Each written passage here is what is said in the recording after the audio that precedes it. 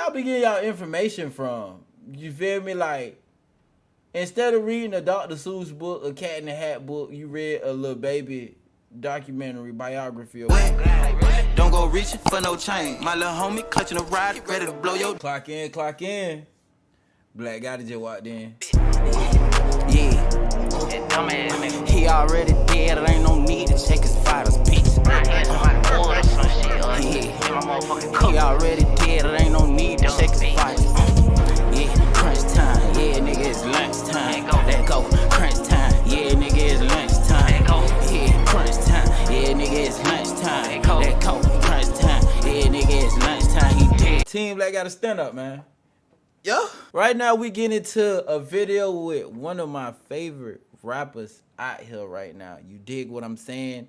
Like, I ain't gonna cap. I will argue anybody to the T about this one, right? Like, my boy, not only is he consistent, stupid with it, he dropped bangers back to back. Bangers. And he make other people's songs more bangers. Like, if you already have a banger, he make your song an even more banger. You feel me? And y'all see the title, man. Lil Baby, dark past no one talks about. And you know why nobody talks about his dark past? Because he don't even talk about his dark past. I ain't gonna lie, you could tell when somebody really own that because they don't do too much talking. You feel what I'm saying? Like, I already have a radar when I know people be straight cap because they straight talk about, oh, I be on that, I'm doing this, I done did that, you feel me? I slung iron here, you feel me? I sold, you feel me, slabs up. Boy, stop lying, boy. Boy, you was a mama, boy. Boy, you was stuck in the house, boy, playing PS1. Stupid ass, boy, you cow. You did what I'm saying? And then it be the people who really own that you wouldn't even think that's on that. Like, they could literally be the people who make you laugh 24/7. The people behind the screen doing reactions and stuff, like, you never know. You get smacked by first quarter. You feel what I'm saying? I came to realization is the ones who really don't do all the extra hype behind their name and stuff like that, who really own that, who's really people that, you feel what I'm saying? You dig what I'm saying? We got to remember, this is entertainment. Don't expect everything you see to be 100. Food for thought. Everything that I do as a rapper now, I'd be doing if I wasn't rapping. So, you know, like, same like lifestyle. Then like an authentic lifestyle versus most people who rap, they really fabricate it. Lil Baby is no doubt one of the hottest and influential rappers in the game. With various chart-topping singles and top-selling albums to his credit, he's come a long way in a very short space of time. But beneath this success lies a past that speaks volumes of his activities on the streets of Atlanta, including his drug dealing days and his several run-ins with the law. Stay tuned as I bring you the details. But before we start the video, be sure to leave a like, subscribe to the channel, and also hit the notifications button so you get notified every time I drop any videos.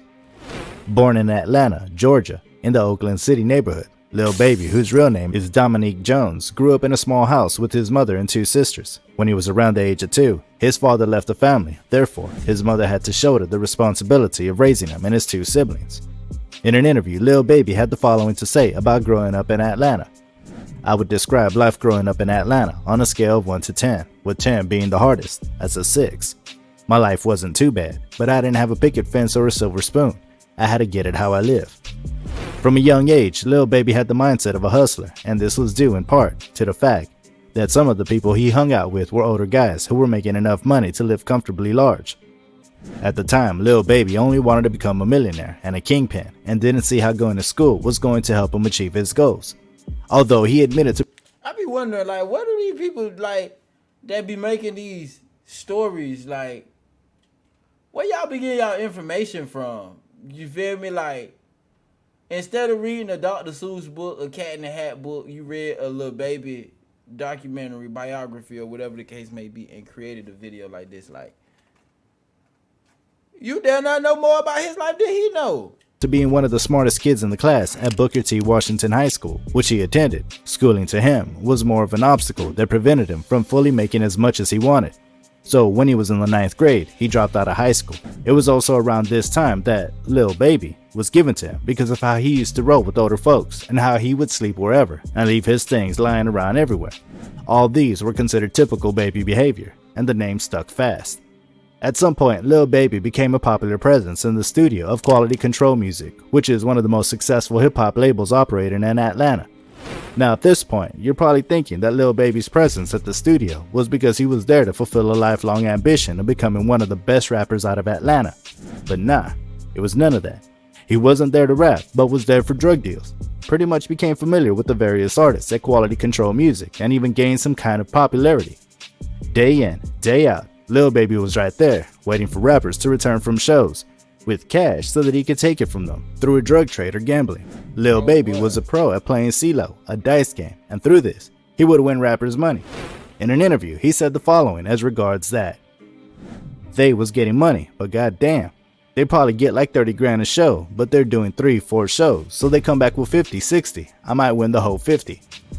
Even though he was surrounded by rappers who were making waves both locally and internationally, Lil Baby never entertained the idea of becoming a rapper himself. In fact, he always thought rapping was kinda corny. But Kevin Lee, aka Coach K, who's the co-founder of Quality Control, noticed something even Lil Baby failed to see in himself. Man, shout out to Coach, man, shout out to the whole QC, bro.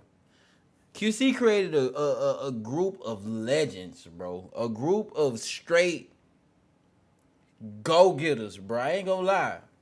QC paved the way for these boys for sure, bro. I ain't gonna lie. If you don't notice it, you ain't paying attention. He felt that a Lil Baby picked up the art of rap, he was going to be successful. This stirred up something within Coach K, and he decided to approach and talk to Lil Baby about pursuing a rap career.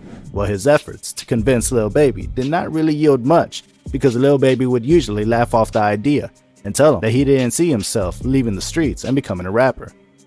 So these are some real important dudes that are telling you that you should rap. Exactly. How do you feel about that? I ain't never look into it like, you know, I hear it, but I'm like, I ain't no rapper. Now, Lil Baby's activities on the streets did not fail to catch the attention of the authorities. In early 2012, he was charged with drug possession with intent to sell, among other charges. And in the following year, he was charged with possession of marijuana for less than an ounce.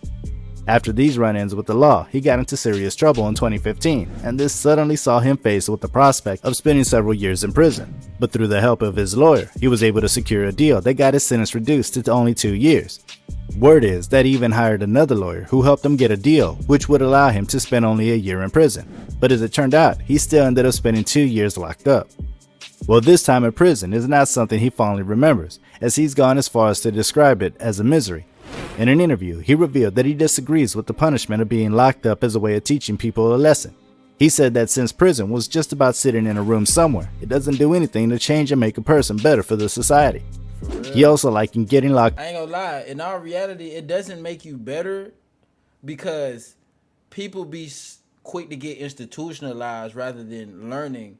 Hey, the process that we're going through in here is a process that you should do. So in a way, it does try to teach you to do better, but it's just the conditions people be in.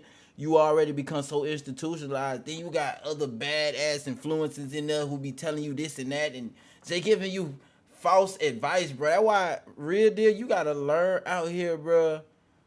You gotta damn near go with your instincts most of the time, because like people be damn near trying to get you to go down the same path they went down, or they try to finesse you out of your way of thinking.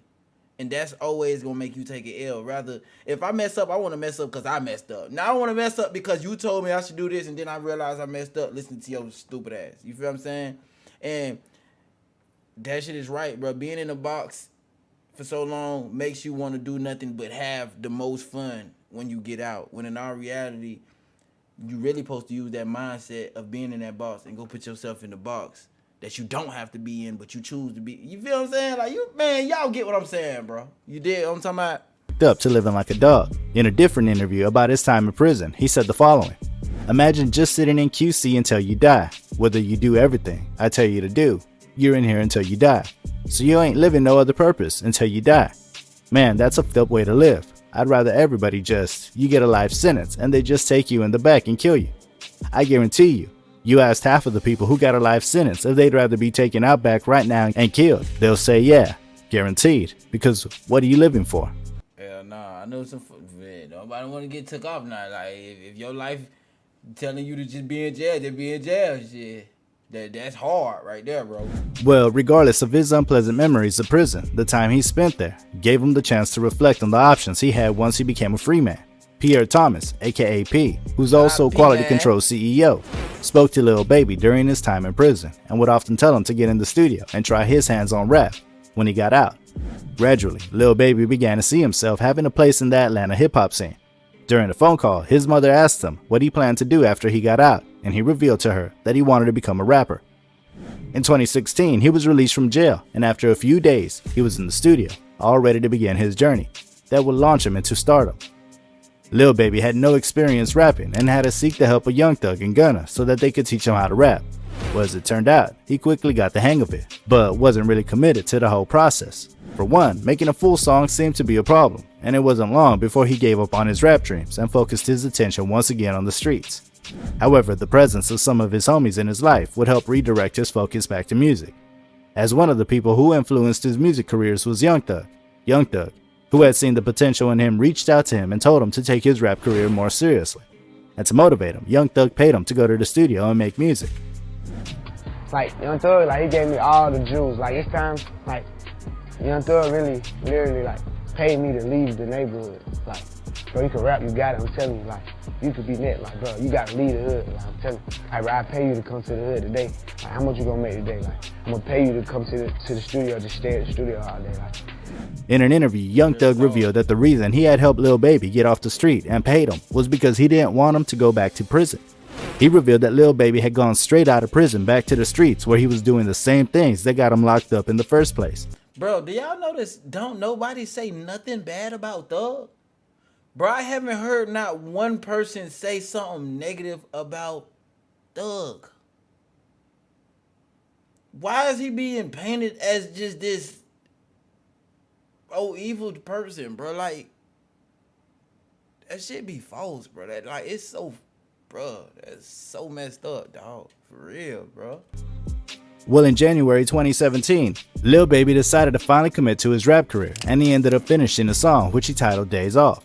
This served as a turning point for him in his career, and he continued to grow from there. He simply improved in his rap game and went on to finish more songs. In 2017, he released 4 projects. Things were beginning to pick up for Lil Baby, but it wasn't at the rate which he wanted. He found the process very slow.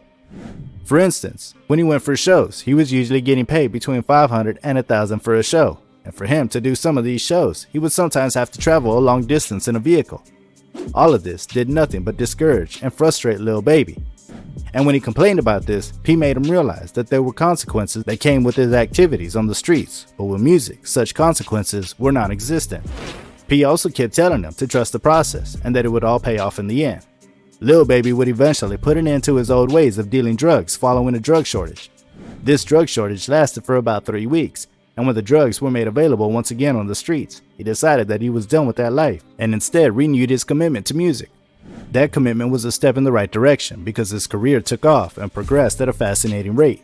He went on to release. Look how God works. Every time you try to take yourself around, come here, get your ass back and get back in the game, boy. What's wrong with you? Several chart-topping songs. In a space of a few years, he was nominated for several awards and even won a Grammy in 2022. Now it's worthy to note that the ghost of his past almost caught up with him after he was arrested for allegedly carrying drugs in Paris, but luckily for him, he got off after paying a fine. Lil Baby's success story in the rap game can be attributed to those who saw the potential in him and motivated him to take a path different from the one he had set his focus on. Hey you, yeah you. I ain't gonna lie, man. It's a blessing to have people around you that want to see you win. And Lil Baby was in one of those positions where everybody around him wanted to see him win. Shout out to P, Coach K, Young Thug, you feel what I'm saying? And just the whole QC who just really was pushing him and pulling him towards his true talent that he ain't even seeing himself, bro. You feel me?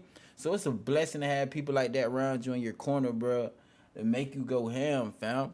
Let me know how y'all feel about this lit-ass story, bro, of a dark past that created a bright future. You dig what I'm saying? I'm done with that, though. Screw me. Bring my bread right now. Bring my money, nigga. Bring my bread right now.